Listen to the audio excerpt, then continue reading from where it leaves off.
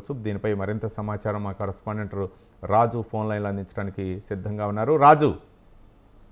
Right Ravi, తీవ్ర ఆర్థిక ఇబ్బందుల్లో ఉన్న సమయంలో కూడా దేశ ప్రధానిగా అలాగే దేశ ఆర్థిక మంత్రిగా కూడా ఆయన సేవలు అందించి అటువంటి ఆర్థిక వ్యవస్థను కొంత గాడిలో పెట్టేటటువంటి ప్రయత్నం చేశారు. ఆయన లేని లోటు తీరనిదంటూ కూడా రాజకీయ నాయకులు అలాగే దేశ ప్రథమ పౌరురాలు, రాష్ట్రపతి, ఉపరాష్ట్రపతి, ప్రధాని, సీఎం మొదలుకొని అన్ని పార్టీలకు అతీతంగా సంతాపం తెలుపుతున్నటువంటి పరిస్థితి అయితే ఉంది. మాజీ ప్రధాని మన్మోహన్ సింగ్ 92 ఏళ్ల వయసులో నిన్న రాత్రి 9:51 ఆయన మృతి చెందారు. తీవ్ర అనారోగ్య ఇబ్బందులతో బాధపడుతున్న ఆయన కొంతకాలంగా ఢిల్లీ ఎయిమ్స్ లో చికిత్స పొందుతున్నారు. ఆయన 1932 సెప్టెంబర్ 26న పంజాబ్ ప్రస్తుతం పాకిస్తాన్ లో ఉన్న పంజాబ్ లోని గావ్ గ్రామంలో జన్మించారు మన్మోహన్ సింగ్. ఆయన విభజన సమయంలో ఆయన కుటుంబం భారత్ కు వచ్చింది. 2004 నుంచి 2014 వరకు 2 పర్యాయాలు దేశ ప్రధానిగా ఆయన సేవలు అందించారు. 1991 నుంచి 96 వరకు దేశ ఆర్థిక మంత్రిగా సేవలు అందించారు. 5 సార్లు రాజ్యసభకు అస్సాం నుంచి ఎంపికయ్యారు. 1987లో ఆయన పద్మ విభూషణ్ అవార్డును అందుకున్నారు. 1982 నుంచి 85 వరకు దేశ ఆర్థిక వ్యవస్థలో కీలకమైనటువంటి ఆర్బిఐ కి ఆయన చైర్మన్ గా పనిచేశారు. అలాగే ప్రణాళికా సంఘం డిప్యూటీ చైర్మన్ గా, యూసీజీ చైర్మన్ గా కూడా పనిచేశారు. దేశ మాజీ ప్రధాని మన్మోహన్ సింగ్ పివి నరసింహారావు ప్రభుత్వంలో ఆయన ఆర్థిక మంత్రిగా పనిచేశారు. ఆ సమయంలో దేశం తీవ్రమైనటువంటి ఆర్థిక ఇబ్బందుల్లో ఉంది. ఆ సమయంలోనే ఆయన తీసుకున్నటువంటి ఆర్థిక సంస్కరణలు, ఆయనకు ఆర్థికంగా ఉన్నటువంటి చాకచక్యం కావచ్చు, ఆయన ఆర్థిక శాఖకు సంబంధించి ఆర్బీఐ గవర్నర్ గా పనిచేసినటువంటి అనుభవం కావచ్చు, దేశ ఆర్థిక వ్యవస్థను గాలిన పెట్టేందుకు అనేక విధాలుగా ఉపయోగపడింది అనేది కూడా చెప్తున్నటువంటి పరిస్థితి అయితే ఉంది.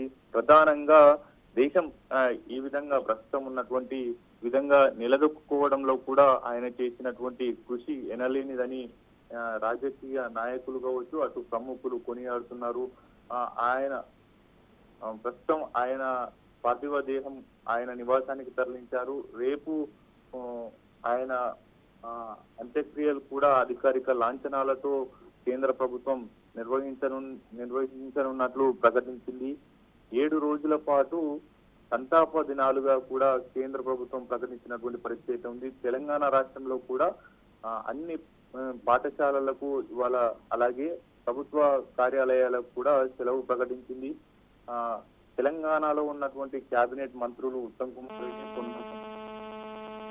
దామోదర్ రాజనరసింహ, అలాగే కాంగ్రెస్ పార్టీకి సంబంధించిన నేతలు, పిసిసి చీఫ్ ఆయన చేసిన దేశానికి అందించినటువంటి సేవలు అలాగే పార్టీకి అందించినటువంటి సేవలను కూడా కొనియాడారు.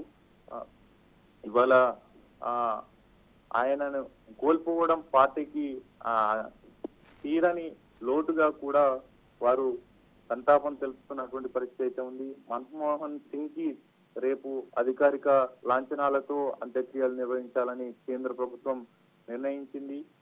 ఇప్పటికే పూర్తి స్థాయిలో కూడా ఆయన అభిమానులు కావచ్చు, ఆయనతో పనిచేసినటువంటి నేతలు కావచ్చు సంతాపం తెలుపుతా ఉన్నారు. ఆయనతో ఉన్నటువంటి అనుబంధాన్ని, అలాగే ఆయన కఠోర దీక్షతో పనిచేసే రోజుకు 18 గంటల పాటు పనిచేసేటటువంటి తత్వానికి ఆయనకు సంతాపం తెలుపుతా ఉన్నారు. వారి కుటుంబానికి కూడా పరామర్శించేందుకు వెళ్తున్నటువంటి పరిస్థితి ఉంది.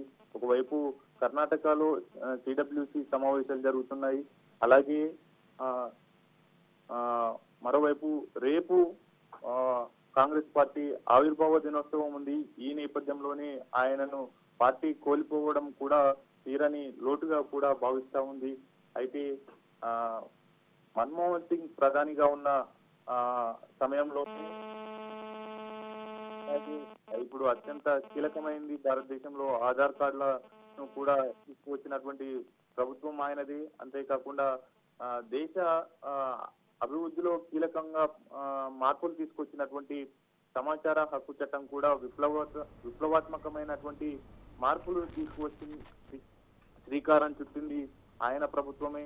అలాగే పనికి ఉపాధి హామీ గ్రామీణ ప్రాంతాల్లో ఈ ఉపాధి హామీ పథకం కూడా విశేష ఆదరణ పొందింది. ఇటువంటి గొప్ప కార్యక్రమాలు కూడా ఆయన ప్రభుత్వంలో చేసినటువంటి పరిస్థితి ఉంది. అంతేకాకుండా తెలంగాణ రాష్ట్ర ఆవిర్భావ సమయంలో కూడా, తెలంగాణ ఉద్యమ సమయంలో తెలంగాణకు మద్దతుగా నిలిచినటువంటి వ్యక్తి మన్మోహన్ సింగ్ కొనియాడుతున్నటువంటి పరిస్థితి ఉంది. అంతేకాకుండా తెలంగాణ ఉద్యమం నడుస్తున్న సమయంలో కూడా ఆయన ప్రభుత్వంలో పార్లమెంట్ సభ్యులుగా ఉన్నటువంటి పొన్నం ప్రభాకర్, రాజగోపాల్ రెడ్డి, చెన్నూరు ఎమ్మెల్యే గడ్డం వివేక్, ఇతర నేతలు కూడా ఆయనను స్మరించుకుంటున్నటువంటి పరిస్థితి ఉంది. దేశం ప్రస్తుతం ఈ విధంగా నిలదొక్కుకోగలిగింది అంటే పూర్తి స్థాయిలో కూడా మాజీ ప్రధాని మన్మోహన్ సింగ్ చొరవనే కారణం అనేది కూడా వారు సంతాపం తెలుపుతా ఉన్నారు. ఒక గర్వించదగ్గ బిడ్డను కోల్పోయామనేటటువంటి ఒక సంతాపాన్ని, భావోద్వేగాన్ని వ్యక్తం చేస్తూ కూడా వారి యొక్క సంతాపాన్ని తెలుపుతున్నటువంటి పరిస్థితి అయితే ఉంది రవి. ఓవరాల్ గా ఏది ఏమైనప్పటికీ ఒక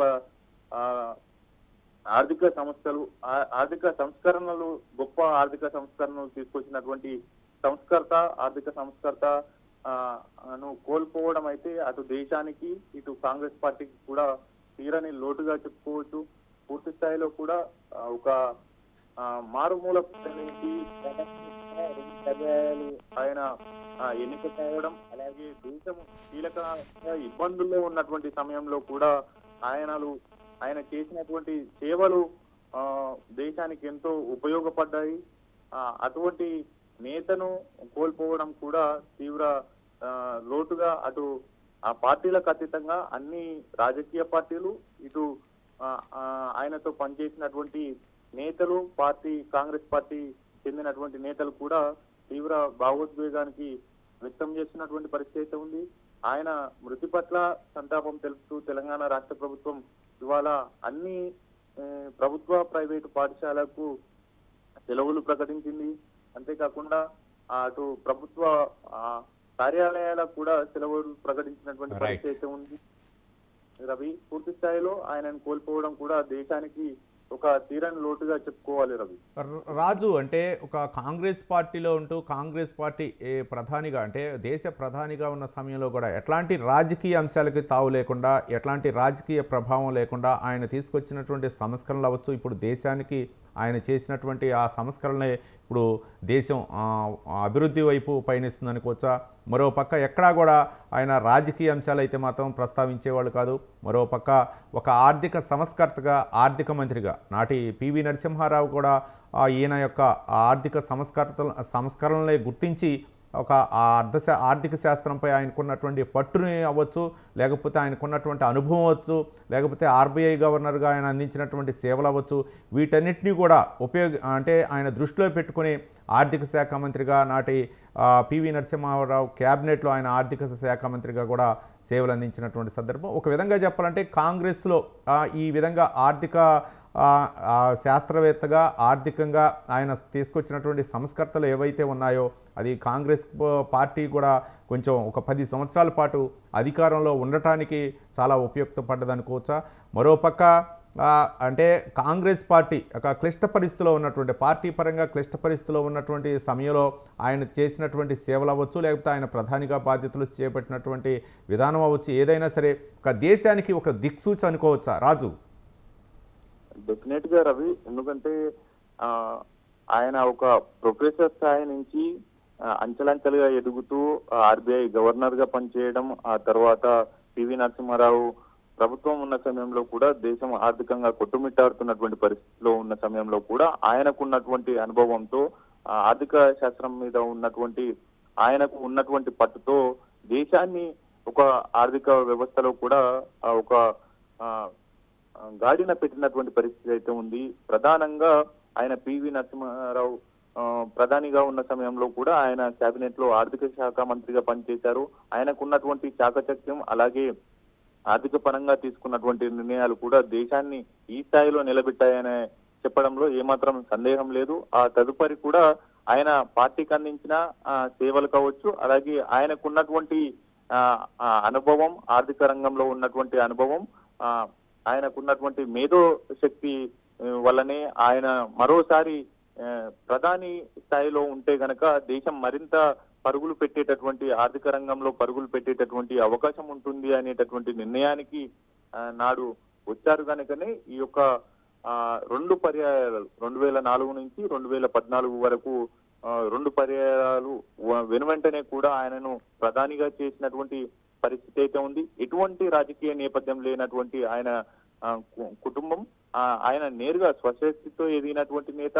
అలాగే అస్సాం నుంచి 5 పర్యాయాలు రాజ్యసభకు ఎన్నికయ్యారు.